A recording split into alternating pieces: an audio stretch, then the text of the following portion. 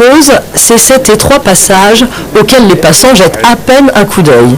Pourtant, quelques mètres plus loin, se niche un petit joyau longtemps oublié. Il est vrai qu'en 1974, lorsqu'André Leroy achète le terrain, la maison ne paye vraiment pas de mine. Ici, tout était obstrué.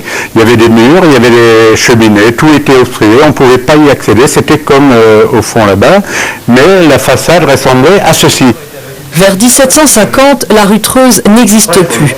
Bouchée par toutes sortes de constructions de fortune, poulaillers, baraques, elle est devenue une arrière-cour. Et la maison a disparu des regards.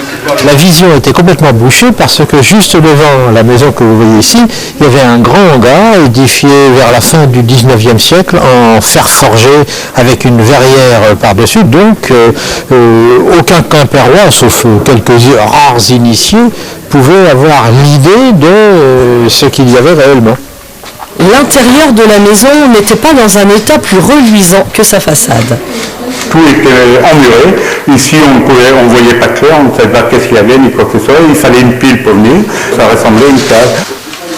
En 1350, cette maison était pourtant une belle résidence, édifiée par des citadins fortunés. Mais lorsqu'elle est devenue imprimerie, les choses se sont gâtées. Quand un ouvrier typographe est en train de composer un texte, le texte qu'il doit imprimer, il ne faut pas qu'il soit ébloui par le soleil venant du sud.